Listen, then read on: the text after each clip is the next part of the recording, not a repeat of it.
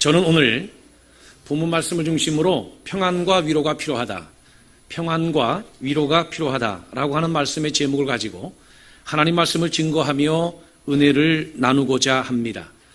우리가 사도행전의 말씀을 보고 있는데 사도행전을 이해하기 위해서는 복음의 중요성을 먼저 이해할 필요가 있습니다. 사도행전에서 말하는 복음이라고 하는 것은 예수를 주와 그리스도로 아는 것을 말하고 그 사실을 증거하고 전하고 선포하는 것을 말합니다.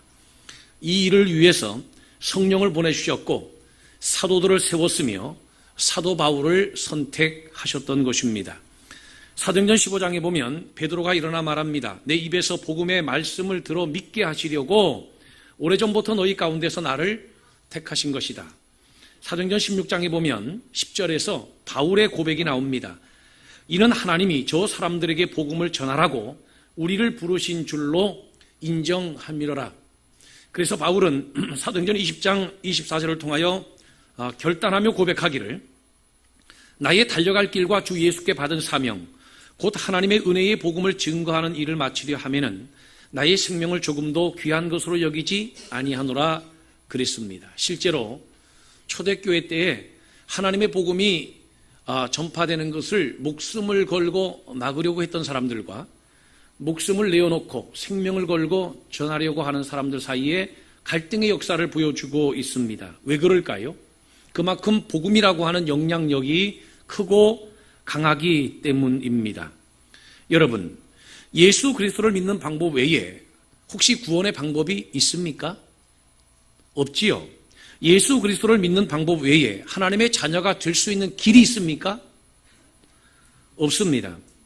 예수 그리스도를 믿는 방법 외에 죄 문제 해결할 수 있습니까? 내세는요. 근본적으로 인생이 변화되는 변화는 예수 외에 다른 방법이 존재하는 것입니까? 우리 인생에 있어서 유일한 대안은 바로 예수 그리스도고 그 그리스도를 믿는 것인 줄로 믿으시기를 바랍니다. 이 소중한 복음이 어떻게 예루살렘으로부터 출발해서 온 유대와 사마리아와 땅끝까지 이르러 증거되게 되었을까요? 이것에 대한 기록이 바로 사도행전 말씀입니다. 그래서 오늘 본문에서 우리가 읽은 마지막 성경 구절 사도행전 9장 31절도 이렇게 기록하고 있습니다. 그리하여 온 유대와 갈릴리와 사마리아 교회가 평안하여 든든히 서가고 주를 경외함과 성령의 위로로 진행하여 수가 더 많아지니라. 교회가 부흥했다는 거지요. 복음이 힘있게 증거되고 전파되었다는 것입니다. 어디에서요? 예루살렘에서부터 출발한 복음이 온 유대와 사마리아로 복음이 편만하게 계속 확장되어 나갔고 그 복음을 믿는 사람들의 수가 더 많아져서 교회가 부흥되게 되었다라고 하는 역사적 기록을 오늘 본문 32절을 통하여 우리에게 보여주고 있는 것입니다. 어떻게 그게 가능했을까요? 어떻게? 어떤 방법으로? 어떤 원인으로 인하여 그것이 가능했을까요? 오늘 우리가 그것을 살펴보려고 하는 것입니다. 다시 거듭 말씀드립니다마는 우리가 읽은 마지막 성경 구절 9장 31절은 이렇게 출발합니다. 그리하여 온 유대와 갈릴리와 사마리아 교회가 평안하여 든든히 서가고 그리하여 또는 그러는 동안에 라고도 번역할 수 있습니다. 그리하여라고 하는 말은 원인이 있다라고 하는 것을 의미하는 용어 아니겠습니까? 그리하여라고 하는 결과가 있기까지 무엇인가 원인이 있었다는 것입니다. 그러면 그 원인에 대한 이야기가 앞에 설명되고 있는데 그것이 무엇일까요? 사울의 회심과 변화입니다. 그리고 그 사울이 복음으로 사람들을 굴복시키며 박해와 핍박 중에서도 복음을 양보하지 않고 끝까지 그 소중한 복음을 증거했던 것입니다. 그래서 나타났던 것이 초대교회의 부흥의 역사였습니다. 다시 말하면 사울의 변화가 진짜 복음의 팽창, 복음의 확장을 가져오게 했다라고 하는 것입니다. 사울 한 사람의 회개와 변화가 기독교 역사의 큰 물줄기를 바꾸어 놓았습니다. 사울이 다메섹 도상에서 부활하신 주님을 만나고 유대교인이었지만 기독교인으로 개종함으로써 엄청난 복음의 역사가 이루어지게 되었습니다. 물론 유대교인들은 사울이 유대교를 배신했다라고 생각했기 때문에 사울을 죽이려고 계속 공모하고 그를 죽이려고 시도했습니다. 그래서 23절에 보면 유대인들이 사울 죽이기를 공모하더니 라고 되어 있고 24절은 저희가 그를 죽이려고 밤낮으로 성문까지 지키거늘이라고 했으며 29절에서는 그 사람들이 죽이려고 힘쓰거늘 거듭거듭 사울을 죽여 없애고자 하였습니다. 그러나 사울의 입을 막을 수가 없었던 것이지요. 이미 박해자와 핍박자에게서 전파자와 순교자로서의 결단을 한 사울을 절대 그들은 막을 수가 없었습니다. 이러는 동안에 정치적으로도 사회적 분위기도 상당한 어느 일정 기간 동안에 안정을 가져오게 되었습니다. 그래서 교회는 결과적으로 평안하게 됐던 것이지요. 3년 전 사울이 예루살렘을 떠났을 때는 핍박자로서 떠났습니다. 그런데 3년이 지나서 돌아오는 사울의 모습을 보니 복음의 사도로서 또 복음을 전파하는 전파자로서 박해와 핍박을 받는 자로서 돌아와서 하나님의 복음으로 많은 유대인들을 굴복시키는 장면을 보면서 교회는 힘을 얻었습니다. 그리고 여호와를 진심으로 경외하기 시작했습니다. 코람데오 하나님 앞에서 그들이 진실된 마음으로 예배하고 진실된 중심으로 찬양하며 진실되게 기도하고 하나님을 섬기게 되었습니다. 이것이 바로 예루살렘 교회가 또 당시 초대교회가 든든하게 서갔던 중요한 계기가 되었던 것입니다. 이로보건대 교회는 반드시 두 가지가 있어야 하는데 그 중에 하나는 무엇이냐면 평안함입니다. 교회는 평안할 때에 오늘 본문 말씀대로 든든히 서가게 될 줄로 믿으시기를 바랍니다. 할렐루야. 여러분, 당시 예루살렘 교회뿐만 아니라 온 유대와 사마리아에 있는 교회들은 상당한 환난과 핍박과 박해 속에서 신앙생활을 하였습니다. 그런데 하나님께서 그들에게 그 모든 고난과 역경을 이겨낼 만큼의 평안함도 허락해 주셨던 것입니다. 그래서 교회가 든든히 서가게 됐던 것이지요. 영적인 집이 든든히 서가게 되었던 것입니다. 실제로 이 평안하다라고 하는 말은 평안하여 든든히 서가고라고 하는 든든히 서가고라고 하는 이 표현은 건물이 든든하게 세워지는 것을 의미하는 용어입니다. 교회가 평안함으로 든든히 세워졌다는 것입니다. 여러분, 우리 원당 성결교회도 늘 평안한 가운데 든든히 서가고 세워지기를 주님의 이름으로 축복합니다. 여러분이 속해 있는 모든 기관들도 평안하여 든든히 서가게 되기를 주의 이름으로 축원합니다.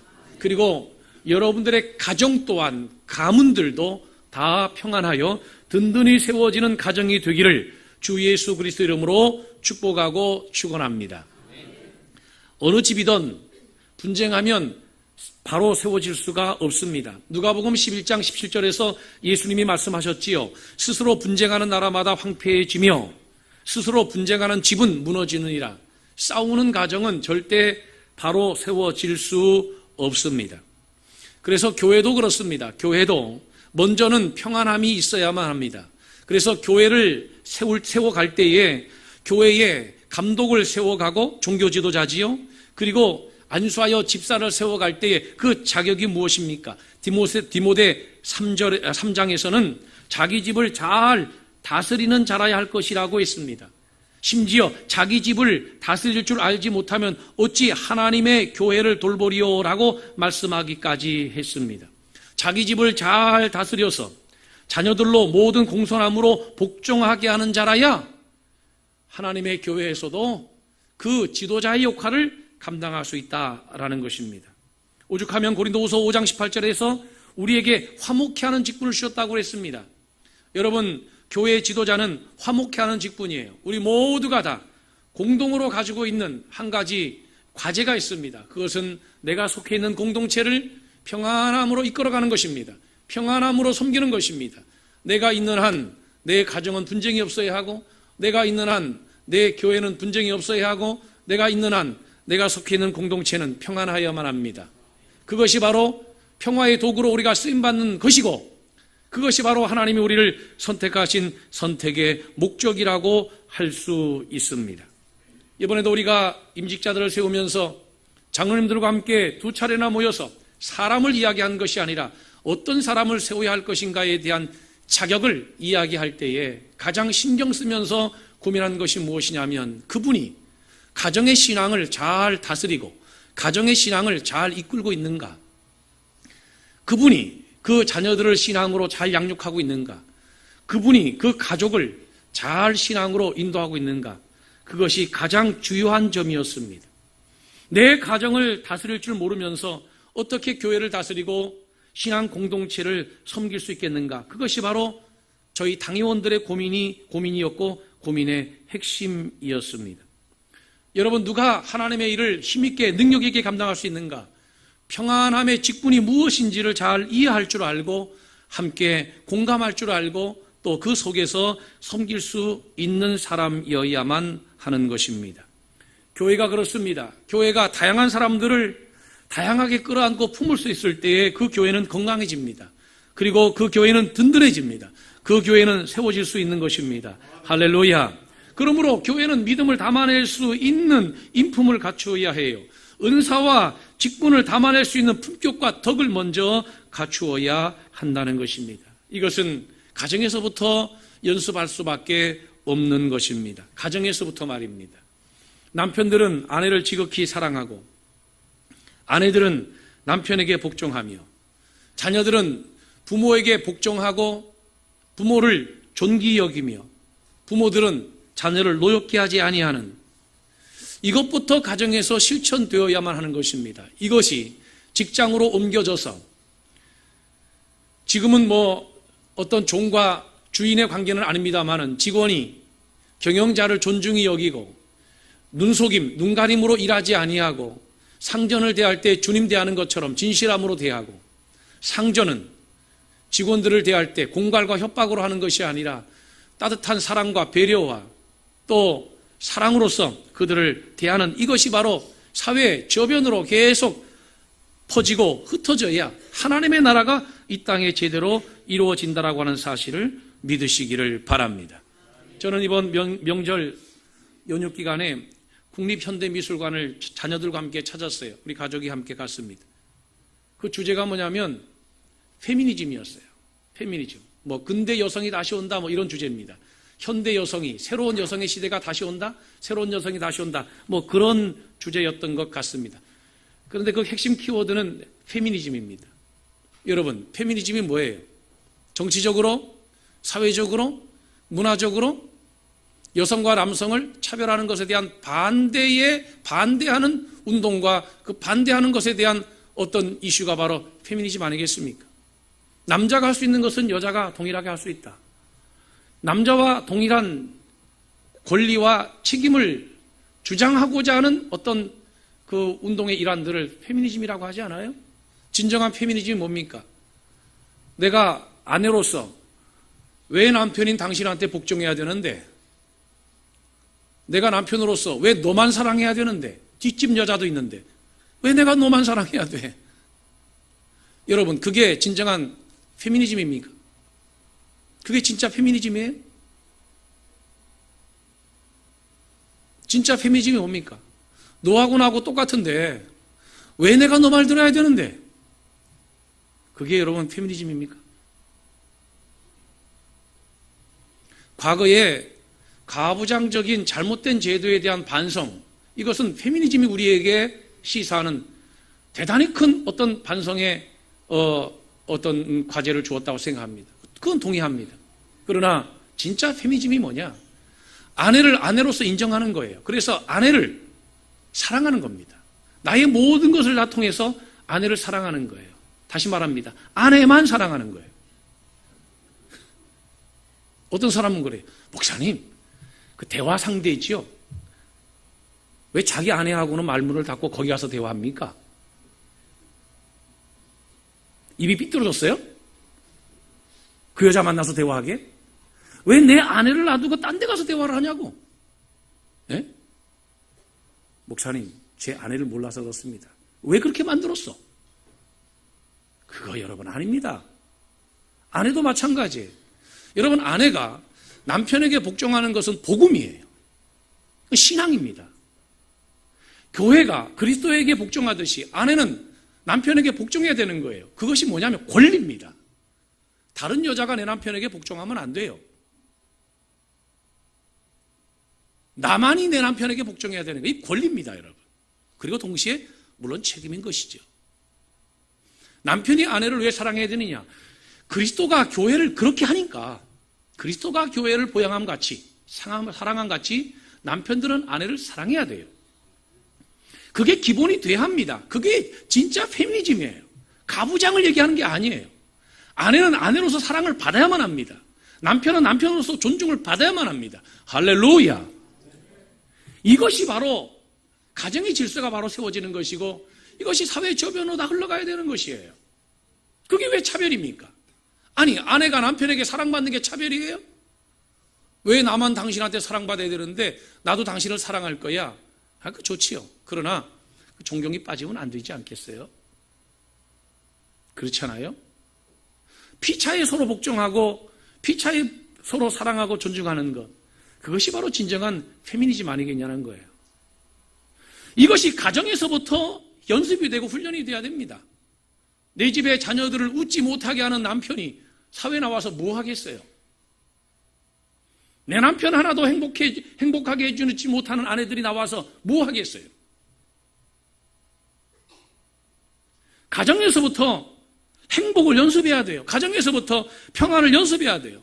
평안한 가정이 든든하게 세워집니다. 나는 우리 원당 성결교회 모든 가정과 가족들이 평안하여 든든히 서가게 되기를 주의 이름으로 축복합니다. 그리고 기독교 명문 가정이 되기를 주님의 이름으로 축복하고 축원합니다. 이렇게 사울 한 사람이 변화돼서 영향력을 미칠 때에 온 교회는 다 평안했고, 평안한 가운데 코람데오 하나님 앞에서 정말 진심으로 진정으로 그들이 하나님을 섬기게 되었어요. 그래서 교회가 성장하고 부흥하게 되었다는 거예요. 우리 원당 성결교회도 날마다 평안함으로 이렇게 부흥되어야 될 줄로 믿으시기를 바랍니다. 제가 일부 예배 때도 설교했습니다만, 우리가 지불해야 될 값에 가장 비싼 값은 무엇이냐면 그것은 사기 비용이에요. 사기 비용. 사기에 대한 것. 또 평안해지도록 하기 위해서 지불돼야 되는 평화 비용. 이것이 가장 비싼 비용이어야 합니다. 지금 우리나라도 여러분 국방비가 가장 높지 않습니까? 평화라고 하는 것은 그냥 오는 게 아니에요. 그 비용이 지불돼야 되는 것입니다. 평화 비용이 가장 중요한 거예요. 여러분, 가정에서 서로 평안하고 또 갈등 없이 잘 가정에서부터 하나님을 섬기고 서로 상호 존중해, 이런 훈련이 되어서 교회도 날마다 아름다워지고 교회도 날마다 부흥되는 놀라운 역사가 있게 되기를 주님의 이름으로 축원합니다. 교회나 가정이나 공동체는 다 평안한 가운데 세워진다는 겁니다. 평안해야 세워집니다. 우리 교회가 이렇게 든든하게 세워지고 추워도 흔들림이 없이 견고한 것은 우리 원당 성결교회는 참 평안한 교회입니다. 할렐루야. 목사 얼굴을 보세요. 얼마나 평안한가. 물론 근심 걱정도 없는 사람처럼 보이지 않아요? 실제로 그렇습니다. 실제로. 네? 여러분, 내가 평안해야 가정도 평안하고 내가 평안해야 교인도 평안한 거예요. 할렐루야. 할렐루야. 평안해야 합니다. 그래야 공동체는 든든하게 서갑니다. 두 번째는 무엇이냐면, 여러분, 성령이 하는 일이 무엇이냐면, 성령은요, 신앙 공동체 밖에서는 역사와 기적과 표적을 보여주심으로써 전도를 후원하고 지원하는 전도의 영이 성령입니다. 성령은 신앙 공동체 밖에서는 역사와 기적을 베풀어 주시지만, 동일하게 그 성령은 신앙 공동체 안에서는 무슨 역할을 하냐면 보혜사의 역할을 합니다. 격려하고 위로하고, 할렐루야, 힘을 북돋아주는 그런 역할을 하는 거예요. 그래서 오늘 우리가 읽은 본문 31절에 보면, 그리하여 온 유대와 갈릴리와 사마리아 교회가 평안하여 든든히 서가고 주를 경외함과 성령의 위로로 진행하여 수가 더 많아지니라. 자, 평안하니까 교회가 든든히 섰지요? 거기에 성령의 위로가 임하니까 교회가 성장하고 부흥했다는 것입니다. 여러분, 성령은 선교의 영인 동시에 동일하게 성령은 위로와 격려의 영이에요. 그래서 성령과 위로라고 하는 말이 사실은 같은 의미의 단어를 사용하고 있습니다. 파라클레시스라고 하는 말은 파라칼레오라고 하는 동사에서 나온 거 아니겠습니까? 파라칼레오, 용기를 북돋아주고 위로하고 격려하는, 그게 바로 파라칼레오입니다. 파라칼레오 하는 영이 바로 파라클레시스, 바로 성령이에요. 성령. 그러니까 성령은 우리 옆에서 우리를 도와주고 지원해주고 전도할 때에 생각 안 나면 생각나게 해주고 깨닫게 해주고 방향을 제시해주고, 그리고 삶의 문제에 부딪혔을 때에 그 해결점을 알려주시는, 도와주시는 영인데, 상담자 되시는 영인데, 그 성령이 하시는 공동체 내적인 가장 큰 역할 중에 하나는 무엇이냐면 위로자, 격려자의 역할이라는 것입니다. 그래서 사람은 격려를 받으면요 강해지는 거예요. 충분히 격려를 받으면 강해진다. 따라하겠습니다. 충분히 격려를 받으면 강해진다. 할렐루야. 자, 설 명절 연휴를 여러분들이 보내셨는데 친정시댁 다 갔다 왔죠? 예? 지은이도 갔다 왔어. 아직 시집 안 갔으니까. 설 연휴 명절을 통해서 시댁을 다니고 친정을 다니면서 얼마나 피로하고 또 얼마나 힘들고 어려웠겠습니까? 아마 여기 겉으로는 웃고 앉아 계시지만 속으로는 다 심령적으로 만진창이 돼서 앉아 계신 분들도 여럿 있을 겁니다. 오죽하면 명절 증후군? 그런 말도 있지 않아요? 명절 자체가 얼마나 큰 스트레스인지. 그런데 여러분, 엄밀히 말하면 명절 때문에 스트레스가 있는 게 아니에요. 무슨 말이냐면 당시 초대교회가 여전히 박해와 핍박, 그리고 내적으로는 예루살렘 교회가 얼마나 가난했습니까? 극심한 가난과 어려움이 있었지만 그들이 그것을 극복하고 이겨낼 수 있었던 이유는 무엇이냐면 성령의 위로가 있었기 때문에 이겨낼 수 있었다는 거예요. 다시 말하면 고난보다 더 큰 위로가 있었기 때문에 고난을 이겨냈고 박해보다도 더 큰 위로가 있었기 때문에 이겨냈다는 것입니다. 그러므로 이 명절도요, 왜 명절이 힘들고 어렵게 느껴지는가? 그것은 명절의 어려움보다 더 큰 격려를 우리가 공급받지 못했기 때문에 그런 것입니다. 그렇지 않아요? 명절 때 시댁 친정 가가지고 열심히 헌신하고 봉사하고 말이죠. 열심히 일하고 열심히 설거지하고 계속 간식 차리고 그랬는데 시어머니가 며느리 손을 꼭 잡으면서 아가 너무 고생했고 수고했다. 정말 애쓰고 수고했다. 내가 보니까 그래도 너가 예수 믿는 며느리라 다르구나. 내가 감춰놓은 땅이 조금 있는데 아무한테도 얘기 안 해. 나 너한테만 얘기한다. 정말 고맙고 감사하다. 내 마음 중심에 너가 있다. 정말 고맙구나. 이렇게 격려한다고 하면 아마 집에 오는 길에 아무리 차가 막혀도 막힌 것처럼 느껴지지 않을 거예요? 그렇지 않아요? 아이들이 엄마는 역시 달라. 진짜 달라. 야, 예수 믿는 엄마라 다르네. 우리 엄마 이번에 명절 때 정말 멋있었어. 섬김이 뭔지 우리가 엄마를 보면서 배웠어요. 아, 우리 엄마 최고. 진짜 멋져. 엄마, 나는 엄마의 자녀인 게 너무 자랑스러워. 아, 훌륭해. 역시 엄마는 위치와 상관없이 우리 집안에 보이지 않는 맏며느리야. 최고야. 엄마 최고. 예? 또 남편들이 말이죠. 예. 이거 생략하겠습니다. 그러면 힘들고 어렵지만 극복하고 넘어갈 수 있는 거 아니겠어요? 자, 당면한 어려움보다 격려가 크면 넘어가는 겁니다. 그런데 그 격려가 작으면 못 넘어가는 거예요. 교회 일이 힘들다고요? 아니요. 교회 일이 힘든 게 아닙니다. 격려가 작은 것입니다. 교회 일이 힘들다고요? 직장은 쉽고요. 교회가 멀다고요? 아니요. 직장은 가까워요. 직장은 가깝냐고요? 아니에요, 여러분. 교회가 먼 것도 아니고 교회가 힘든 것도 아니에요. 격려가 작은 거예요. 격려가 부족한 거예요. 여러분, 교회는 격려 속에서 부흥하고 성장하고 자라게 되는 거예요. 가정도 격려 속에서 부흥기를 맞이하는 것이고 격려 속에서 번영하고 번창하는 거예요. 할렐루야. 직장이 힘들어요? 아니요. 보상이 작은 거예요.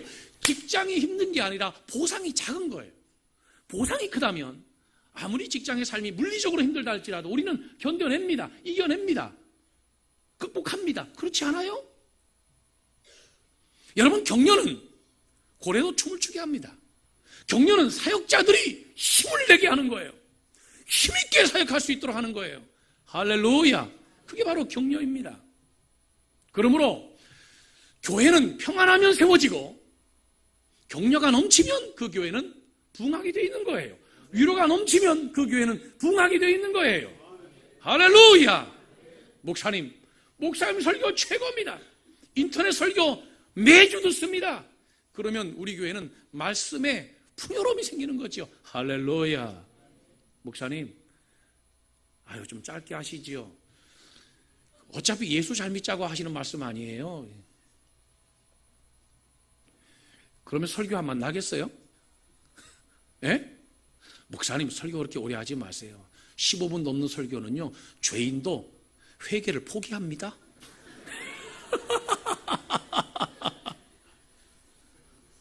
아니, 그러면 설교 한번 나겠어요? 뭐 설교라고 하는 것이 맛이 나야 하는 건 아니지만 서로 격려하고 위로해야 돼요. 장로님, 얼마나 힘드시고 어려우세요? 교회 장로하시면서. 그래도 장로님이 계시니까 우리가 열심히 신앙생활합니다. 안수 집사님 든든합니다. 안수 집사님들이 허리니까 언제든지 안수 집사님들은 필요하면 장로입니다. 우리가 지켜보고 있습니다. 힘내십시오. 우리가 도와드리겠습니다. 할렐루야. 그럴 때 교회가 든든히 서가는 거 아니겠습니까? 권사님들이 신앙생활 만족하십시오. 우리가 모여서 기도합니다. 권사들은 우리가 교회 지킵니다. 걱정하지 마시고 힘있게. 이번 주에도요, 얼마나 성도들이 순종하는지. 명절날이니까 이번 주에는 금요 철야 기도에 나만 지킬 때니까 아무도 오지 마시라 그랬더니 100% 순종하시는 거 있죠. 진짜 아무도 안 와요.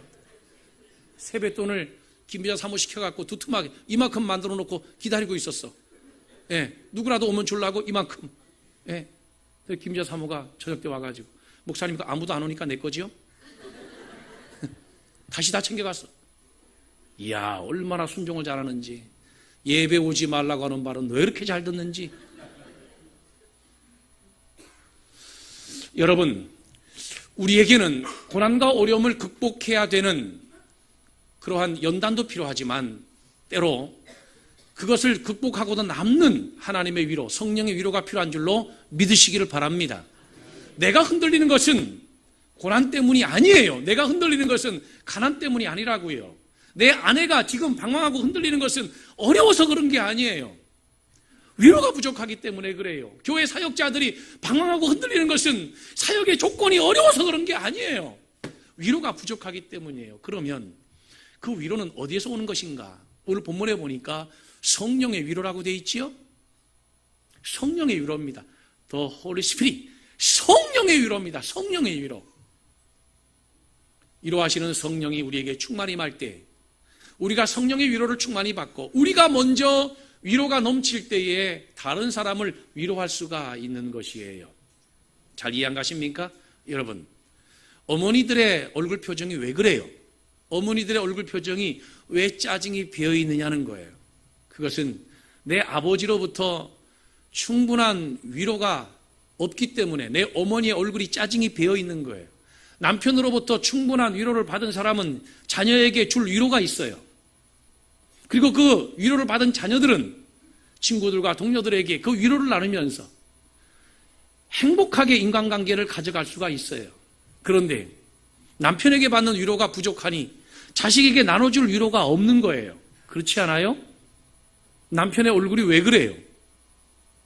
그것은 아내로부터 받는 은혜가 불충분하기 때문에 그래요. 부모로부터 받는 격려가 부족하기 때문에 그래요. 그래서 나눠줄 위로가 없는 거예요. 마찬가지로 여러분, 성도들이 왜 충분한 위로를 하지 못하고 있는 것입니까? 왜 교회에 위로가 부족한 것입니까? 그것은 성령의 충만함이 부족하기 때문에 그래요.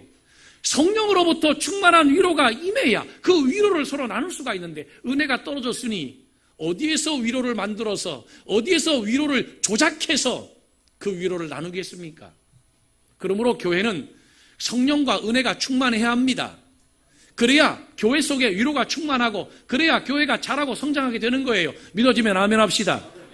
여러분, 이건 선택이 아닙니다. 사랑하는 남편들이요, 성령이 충만해야 합니다. 그래야 여러분들의 가정이 살아요. 자녀들이 숨을 쉰다고요. 사랑하는 아내 여러분, 여러분들이 하나님 앞에 성령 충만함 받아야 합니다. 안해라 그러지 않아요. 안해, 집안에 있는 태양입니다. 여러분들이 은혜가 충만해야 가정이 살아요. 여러분들의 표정이 위로가 없어서는 절대 자녀들의 얼굴이 펴지지가 않아요. 그래서 여러분들이 은혜 충만해야 합니다. 그래야 가정이 살아요. 그리고 직장이 살아요. 사람이 인물로 사는 것 같지만 사실은 매력으로 사는 거예요. 맞아요? 안 맞아요? 성경에 없으니까 내가 확인해 보려고 그래요. 아니면 제가 취소할게요. 사람이 인물로 사는 것 같지만 매력으로 사는 거예요. 맞아요? 안 맞아요? 맞지요? 그지요? 맞지요? 사람이요, 이거 뜯어 고친다고 행복한 게 아니에요. 정말 고쳐야 할 것은 표정이에요. 할렐루야. 표정을 고쳐야 합니다. 그래야 인생이 바뀌는 것이에요. 그래야 매력이 넘치고, 그래야 사람이 따라요. 그래야 사람이 따른다고. 인상 쓰는 사람들은 사람이 따르질 않아요. 그래서 제가 여러 번 농담처럼 말씀드리잖아요. 우리의 얼굴이 전도지라고. 최고의 전도지는 이겁니다. 할렐루야. 원당 선교교회가 어떤 교회인가? 설명 필요 없습니다. 담임 목사 만나서 얼굴 쳐다보면 그게 원당 선교교회입니다. 내가 인정하든 인정하지 않든. 맞아요? 안 맞아요? 예? 목회자가 저변에 권위가 있고 여유가 있으면 그 교회는 건강해 보이죠. 그렇지요? 그런데 목회자가 얼굴 봐도 평안이 없어. 초조해. 불안해. 예? 공포에 질려 있어. 그리고 말하는 걸 보면 참 여유가 없어. 그러면 그 교회는 그런 것이에요. 내가 인정하든 인정하지 않든, 원하든 원하지 않든. 우리의 얼굴이 하나님을 믿는 믿음의 사람으로서 여유가 있고 평안이 있고 여기에 위로와 격려가 넘치면 우리 통해서 그리스도의 복음이 전파되는 거예요. 할렐루야. 할렐루야.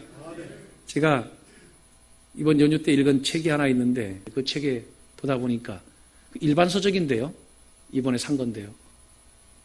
거기 이런 용어가 있더라고요. 메신저가 메시지다. 메신저가 메시지다. 메신저가, 그러니까 전하는 자가 곧 메시지라는 거예요. 그런 용어가 있더라고요. 그 레토릭 이론인데, 레토릭 이론에서 말을 하는 화자가 곧 말의 내용이라는 거예요. 그러니까 우리의 언어가 설교가 아니라 이미 우리 자체가 설교라는 거예요. 여러분, 이명하 목사가 강단에 서면 무슨 설교할지 뻔히 다 알잖아요. 그게 바로 설교라는 거예요. 설교자가 설교라는 거예요. 이거 참 당연한 말 같지만 제가 가볍게 그 글이 보이지 않더라고요. 사랑하는 성도 여러분, 이 세상이 지금 얼마나 힘겹고 어렵습니까? 참 어려워요. 우리도 이번 연휴를 통해서 많은 심적 상처들을 받은 줄로 압니다. 그렇잖아요. 그럴수록 우리에게 정말 필요한 것은 무엇이냐면 하나님의 위로입니다. 성령의 위로고 가족의 위로입니다. 위로가 충만할 때 가정이 살아요. 교회의 위로가 충만할 때 교회가 부흥되듯이 가정도 위로가 충만해야 번영하고 번창하게 됩니다. 위로의 전달자로서 또 화평의 직책자로서 날마다 믿음으로 살아가는 저와 여러분들, 또 우리 모든 가족들이 되기를 주 예수 그리스도 이름으로 축복하고 축원합니다. 기도하겠습니다.